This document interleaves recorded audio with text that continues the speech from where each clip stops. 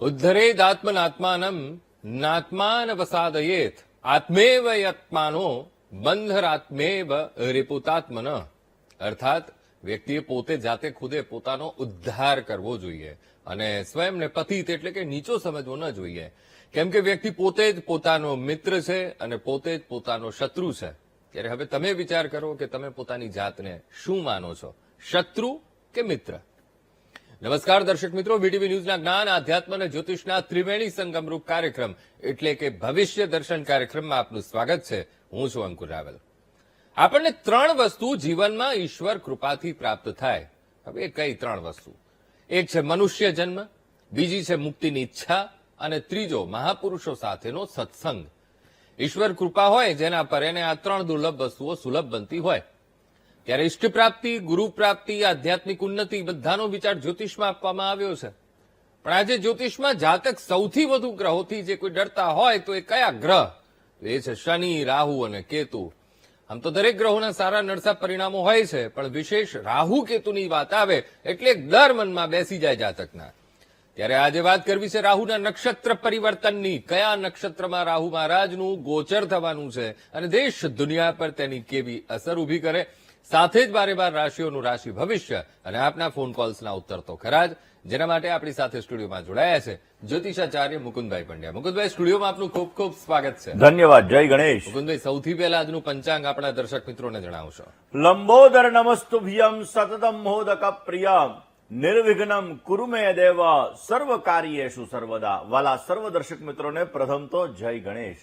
દર્શક મિત્રો, રાક્ષસોના રાજા કહી શકાય એવા સ્વરભાનુ, જે રાહુનું એક નામ સ્વરભાનુ છે અને એટલા માટે દર્શક મિત્રો સિંહિકા ગર્ભ સંભૂતમ, હિરણ્યકશિપુની જે પુત્રી છે એના ગર્ભની અંદરથી ઉત્પન્ન થયેલા આ જે રાહુ મહારાજ છે, જે માયાવી ગ્રહ તરીકે ઓળખવામાં આવે છે, પોતાના જ નક્ષત્રની અંદર પ્રવેશ કરવા જઈ રહ્યા છે. દર્શક મિત્રો, 18 વર્ષ પછી જ્યારે આ નક્ષત્રની અંદર પ્રવેશ થવા જઈ રહ્યો છે તો દેશ અને દુનિયા ઉપર એની આજે શું અસર થશે, આ વિષય ઉપર આજે આપણે ચર્ચા કરવાની છે. પરંતુ એ પહેલા વાત કરી લઈએ આજના પંચાંગની. દર્શક મિત્રો, આજના પંચાંગની જો વાત કરવામાં આવે તો આજે તારીખ 20/11/2025 અને ગુરુવારનો આજે દિવસ બની રહ્યો છે. કાર્તક મહિનાના કૃષ્ણ પક્ષની અમાવસ્યાની તિથિ આજે બપોરે 12:16 સુધી છે. ત્યારબાદ પ્રતિપદા એટલે કે એકમની તિથિ માક્ષર મહિનાની પ્રતિપદાની શુક્લ પક્ષની પ્રતિપદાની તિથિનો પ્રારંભ થશે. વિશાખા નામનું આજે નક્ષત્ર રહેશે, જે સવારે 10:57 સુધી છે. અનુરાધા નામનું નક્ષત્ર ત્યારબાદ પ્રારંભ થશે. શોભન નામનો યોગ સવારે 9:51 સુધી છે. ત્યારબાદ અતિગંડ નામના યોગનો પ્રારંભ થશે. નાગ નામનું કરણ રહેશે અને 12 રાશિઓનું ભવિષ્ય કથન જેના આધાર ઉપર કહેવામાં આવશે એવું ચંદ્રમાનું ભ્રમણ આજના દિવસની અંદર વૃશ્ચિક રાશિની અંદર રહેશે. એટલે આજે જે કોઈ પણ બાળકોનો જન્મ થશે તેમની રાશિ વૃશ્ચિક રહેશે, જેના અક્ષર ન અને ય રહેશે. તો આજે જન્મનાર બાળકોનું ભવિષ્ય સુંદર, સુખમય, આનંદમય, હર્ષમય, લાભમય રહે તેવી શુભકામના સાથે જય ગણેશ. બિલકુલ મુકુંદભાઈ, હવે જ્યોતિષ અને જ્યોતિષમાં 9 ગ્રહોનું ખૂબ મહત્વ બતાવવામાં આવ્યું છે. પણ આ 9 ગ્રહમાં એમાં પણ જો રાહુ કેતુની વાત આવે તો જાતકમાં કે એ વ્યક્તિમાં એક ડર પણ ઉભો થઈ જતો હોય છે. હવે જયારે આ પ્રકારના ગ્રહ જયારે નક્ષત્ર પરિવર્તન કરતા હોય છે તો ન માત્ર જાતક પણ એક દેશ દુનિયા ઉપર પણ તેની અસર પડતી આપણને જોવા મળતી હોય છે. ત્યારે રાહુ મહારાજે નક્ષત્ર પરિવર્તન કરવા જઈ રહ્યા છે. કયા નક્ષત્રમાં એ પરિવર્તન થશે, કયા નક્ષત્રમાં એ ગોચર કરશે અને તેના પરિણામો કેવા પ્રાપ્ત થશે? અંકુરભાઈ, તમે તમારા ઘરની અંદર સેફ હો કે ના હો? હા હા હો ને? હોય. તો રાહુ મહારાજ પોતાના જ ઘરની અંદર જઈ રહ્યા છે. અચ્છા. વાત કરીએ દર્શક મિત્રો આજે નક્ષત્ર પરિવર્તનની. દર્શક મિત્રો, ખાસ કરીને રાહુ, જેને માયાવી ગ્રહ તરીકે ઓળખવામાં આવે છે, જે છાયા ગ્રહ છે, સૂર્યથી લઈ અને શનિ સુધીના મુખ્ય ગ્રહો અને રાહુ અને કેતુ આ બંને ગ્રહોને છાયા ગ્રહ તરીકે ઓળખવામાં આવે છે. 23 નવેમ્બર 2025 રોજ સવારે 9:37 રાહુ મહારાજ પોતે નક્ષત્ર પરિવર્તન કરશે, એટલે કે શતભીષા નક્ષત્રની અંદર પોતે પ્રવેશ કરશે. હવે શતભીષા નક્ષત્રનો સ્વામી કોણ છે? તો કે રાહુ મહારાજ છે. ઓગસ્ટ 2026 સુધી, ઓગસ્ટ 2026 સુધી આ રાહુ મહારાજ શતભીષા નક્ષત્રની અંદર રહેવાના છે. હવે દર્શક મિત્રો, દર 18 વર્ષે રાહુ મહારાજ શતભીષા નક્ષત્રની અંદર પ્રવેશ કરતા હોય છે. હવે એવરી 18 વર્ષ, દર 18 વર્ષે નક્ષત્રની અંદર જયારે પ્રવેશ કરે ત્યારે કંઈક ને કંઈક ચેન્જીસ આપણને જોવા મળતા હોય છે, ને જે ચેન્જીસ આપણે લિટરલી જોઈ શકતા હોઈએ છીએ ને જેના લીધે આપણા જીવનની અંદર આપણે જોઈએ લાભ, નુકસાન, આ બધી વસ્તુઓ ક્યાંક ને ક્યાંક આપણા જીવનની અંદર ઉત્પન્ન થતી હોય છે. દર્શક મિત્રો, તો આજે ખાસ કરીને જયારે રાહુના નક્ષત્ર પરિવર્તનની આપણે ચર્ચા કરી રહ્યા છીએ, તો 18 વર્ષ પહેલા એટલે કે 2007 2008 ની અંદર આ રાહુ મહારાજ શતભીષા નક્ષત્રની અંદર હતા. એપલે પોતાના આઈફોનનો પહેલો આવિષ્કાર આ સમયગાળાની અંદર કર્યો હતો. એટલે કે જયારે પહેલો આઈફોન બહાર પડ્યો, જે મોબાઈલ યુગની અંદર એવું કહી શકાય કે ક્રાંતિ લઈને આવ્યો, એ 2007ની સાલની અંદર ફર્સ્ટ આઈફોનનો આવિષ્કાર થયો હતો. દર્શક મિત્રો, અત્યારે આપણે જોઈએ છીએ કે એઆઈ ધીમે ધીમે ધીમે આગળ વધી રહ્યું છે. તો ક્યાંક ને ક્યાંક જે આ રાહુ મહારાજ 23 નવેમ્બર 2025 પોતે શતભીષા નક્ષત્ર એટલે કે પોતાના નક્ષત્રની અંદર પ્રવેશ કરશે, તો રાહુનો સ્વભાવ જ છે ટેકનોલોજી યુગની અંદર, રાહુનો સ્વભાવ છે માયાવી, રાહુનો સ્વભાવ છે ક્યાંક ને ક્યાંક નવી નવી વસ્તુઓ, અનપ્રિડિક્ટેબલ વસ્તુ કે જેનું આપણે પ્રિડિક્શન ધાર્યું જ નહોતું કે આવું થશે, અને એવી વસ્તુ જો કોઈ કરાવતું હોય તો એ રાહુ મહારાજ છે. એટલે દર્શક મિત્રો, આ સમયગાળાની અંદર આપણે જોઈશું કે ફાર્માસ્યુટિકલ સેક્ટરની અંદર પણ નવી નવી દવાઓના સંશોધનો થશે, નવી નવી વસ્તુઓના આવિષ્કાર થશે. ટેકનોલોજી ક્ષેત્રની અંદર પણ આપણે નવી નવી વસ્તુઓનો આવિષ્કાર જોઈશું કે જેની અંદર એઆઈ છે. જેવી રીતે આપણે 2007 પછી મોબાઈલ યુગનો જે આવિષ્કાર થયો, અને એ મોબાઈલ યુગની અંદર જયારે એપલનો નવો ફોન બહાર પડ્યો અને પછી બાકી બધા ફોન છે એના કરતા ક્યાંક ને ક્યાંક વધારે પડતા એપલનો મોબાઈલ દરેક લોકો યુઝ કરવા માંડ્યા. તો એવી જ રીતે દર્શક મિત્રો, આ એઆઈ ને આપણે વધારે પડતું પ્રાધાન્ય આપીશું. એટલે એઆઈ એક આપણા જીવનનો હિસ્સો બની જશે. એટલે કે આ જે સમયગાળો છે ઓગસ્ટ 2026 સુધીનો, આ સમયગાળાની અંદર એઆઈ નો ઉપયોગ વિશેષ માત્રામાં થતો જણાશે. એઆઈ નો ઉપયોગ વધારે થાય એટલે ઘણા લોકો બેરોજગાર બની જાય ને, એટલે આપણે જોઈશું કે આ સમયગાળાની અંદર આ ટેકનોલોજીનો ભરપૂર ઉપયોગ થશે. ઘણા લોકોને રોજગારીને લગતી સમસ્યાઓનું સર્જન થવાના ચાન્સીસ પણ બની શકે છે. હવે દર્શક મિત્રો, શતભીષા નક્ષત્ર રાહુ મહારાજનું નક્ષત્ર છે. જ્યારે જ્યારે મોટા મોટા ગ્રહો આ નક્ષત્રની અંદર આવ્યા છે ત્યારે પરમાણુનો આવિષ્કાર થયો છે. એટલે કે પરમાણુને લગતી ઘણા લોકોએ પરમાણુનું રિસર્ચ કરેલું છે, ક્યારેક ક્યારેક પરમાણુને લગતી વસ્તુઓ પણ થઈ છે. આ બધી વસ્તુઓ આ સમયગાળા દરમિયાન થઈ છે. ભૂતકાળની અંદર પણ આપણે જોઈએ તો ગુરુ મહારાજ જયારે શતભીષા નક્ષત્રની અંદર આવ્યા ત્યારે ખાસ કરીને આ વસ્તુ બની હતી. તો દર્શક મિત્રો, આ સમયગાળો એક એવો સમયગાળો રહેશે કે જેની અંદર કારણ કે અત્યારે યુદ્ધનો માહોલ છે, હું એવું નથી કહેતો કે પરમાણુ યુદ્ધ થાય, પણ એવી વસ્તુ હું કહી શકું છું કે આ સમયગાળાની અંદર એવું બની શકે કે કોઈ પણ દેશ પરમાણુની આપ-લે કરી શકે, કોઈ પણ દેશ છે પરમાણુ માટેનું રિસર્ચ કરી શકે ને દુનિયાની સામે આવી શકે કે ભાઈ અમે પરમાણુ માટે ક્યાંક ને ક્યાંક રિસર્ચ કરેલું છે. ને આવી બધી વસ્તુઓ આ સમયગાળા દરમિયાન થાય એવું આપણે જોઈ શકીએ છીએ. હવે દર્શક મિત્રો, 2007 અને 2008 નો તમે પીરિયડ જુઓ. 2007-8માં મંદીનું વાતાવરણ હતું. તો આ સમયગાળો એક એવો સમયગાળો રહેશે કે આ સમયગાળાની અંદર, કારણ કે રાહુ છે એ શું કરે, રાહુ મહારાજ આપણી ફાઇનાન્સ સિસ્ટમ ઉપર પણ અસર કરે, અને એટલા માટે દર્શક મિત્રો, આ સમયગાળો એક એવો સમયગાળો રહેશે કે જેની અંદર ફાઇનાન્સને લગતી સમસ્યાઓનું સર્જન થશે. મંદીનું વાતાવરણ જોવા મળશે, લોકો લાલચમાં આવશે, લાલચમાં આવીને પોતાના પૈસા ખોઈ બેસશે. આ વસ્તુનું ધ્યાન રાખવું બહુ જરૂરી રહેશે. ઘણી બધી વખત શેર બજારની અંદર લોકો ઇન્વેસ્ટ કરવાના પ્રયત્ન કરે, લાલચ થાય કે નહીં મેં 100 રૂપિયા ખોયા છે ને હું 500 રૂપિયાનું ઇન્વેસ્ટ કરું, મારા 100 રૂપિયા પાછા આવી જાય, અને એના લીધે ક્યાંક ને ક્યાંક એના જીવનની અંદર સમસ્યાઓનું સર્જન થાય એવા સંપૂર્ણ યોગો જણાઈ રહ્યા છે. દર્શક મિત્રો, આ સમયગાળાની અંદર નોર્ધન પાર્ટ એટલે કે અમેરિકાથી લઈ આ બધાની અંદર આપણે જોઈશું કે ક્યાંક ને ક્યાંક સમસ્યાઓનો દોર વધતો જણાશે. બેન્કિંગ ક્ષેત્રની જે સિક્યોરિટી છે, આ સિક્યોરિટીની અંદર પણ સમસ્યાઓનું સર્જન થઈ શકે. ઘણા દેશોમાં ઇન્ટરનેટને લગતી સમસ્યાઓનું સર્જન થઈ શકે.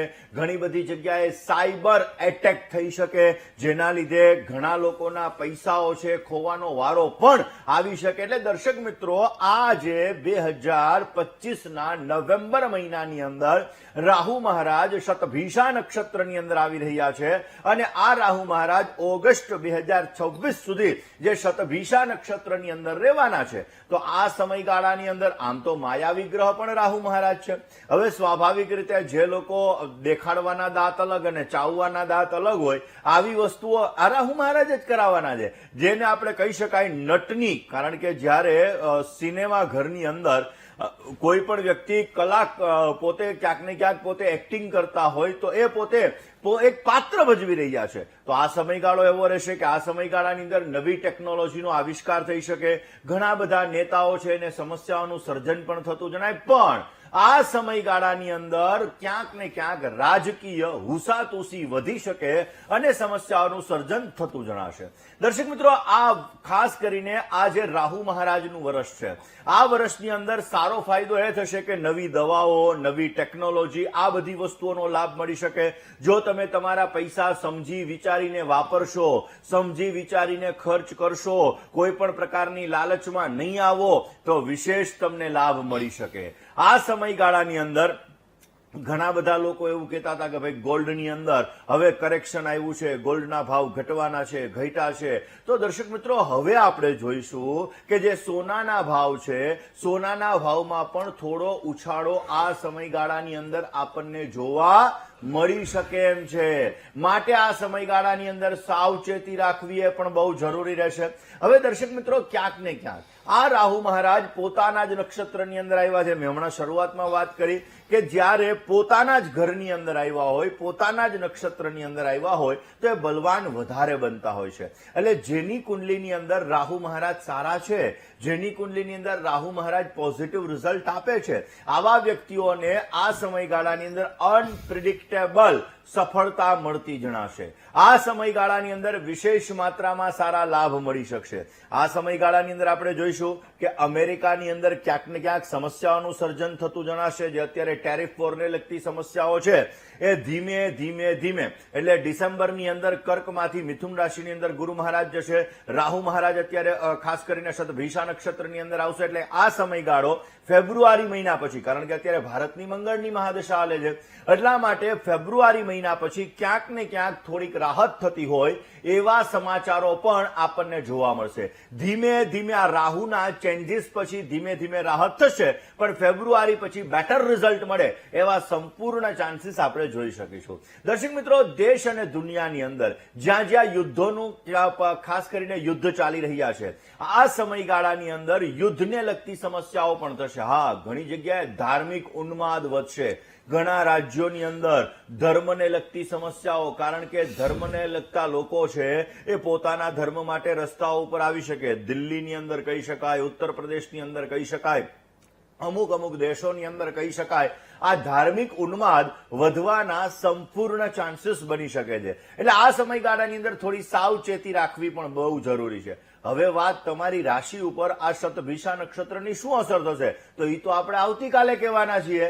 આજે આપણે વાત કરવાના છીએ દેશ અને દુનિયાની. તો તમારે કેમાં ઇન્વેસ્ટ કરવું જોઈએ, શેમાં ઇન્વેસ્ટ ન કરી શકાય, શતભિષા નક્ષત્રમાં રાહુ છે તો કયા મહિનામાં વધારે પડતી સાવચેતી રાખવી, આ દરેક વિષય ઉપર આજે આપણે ચર્ચા કરીશું. જય ગણેશ. તો વાત રાહુના શતભિષા નક્ષત્રની આપણે કરીએ છીએ. શતભિષા શતતારકા નક્ષત્ર, જેની અંદર રાહુ મહારાજનો પ્રવેશ થવા જઈ રહ્યો છે 23 તારીખે સવારે 9:30 વાગે. દર્શક મિત્રો, આ એક સમયગાળો, એક એવો સમયગાળો રહેશે કે આ સમયગાળાની અંદર આપણે ક્યાંક ને ક્યાંક આપણા જીવનની અંદર કંઈક નવું કરવા માટે વિચારીશું. નવી વસ્તુઓનો આપણે આવિષ્કાર કરીશું. એટલે આપણે નથી કહેતા કે જેમ આપણા જીવનમાં બદલાવ આવે એમ આપણે બદલતું રહેવું જોઈએ. અને એટલા માટે આ સમયગાળો એક એવો સમયગાળો છે કે જે સમયગાળાની અંદર આપણા જીવનની અંદર બદલાવો ઘણા બધા આવશે.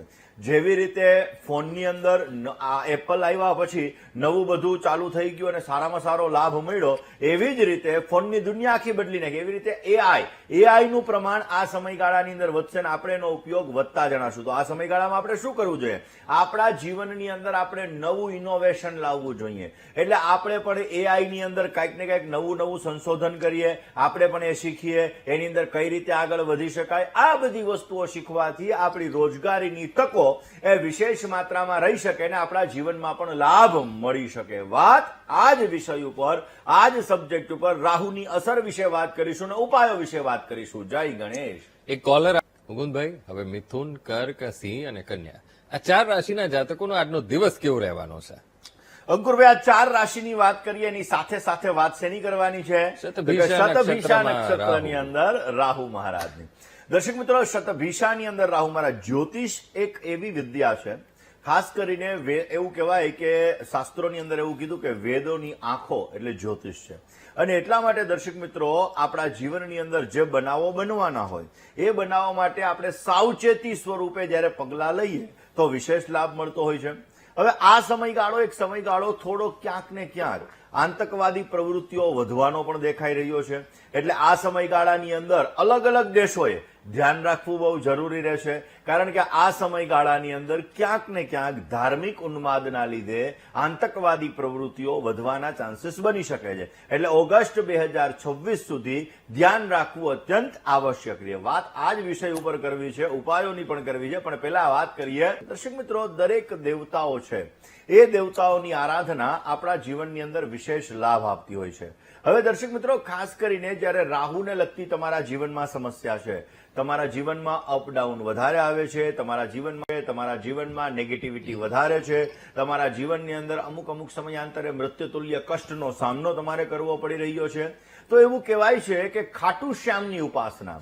કારણ કે જેણે પોતાનું મસ્તક ભગવાનને અર્પણ કરી દીધું હતું, એટલે રાહુ છે ઉપરનું મસ્તક જ છે, એટલા માટે ખાટુ શ્યામની આરાધના કરવામાં આવે તો વિશેષ લાભ મળી શકે. તમારા જીવનની અંદર રાહુને લગતું દાન કરવામાં આવે તો પણ સારો ફાયદો પ્રાપ્ત થતો જણાય છે. આ જ વિષય ઉપર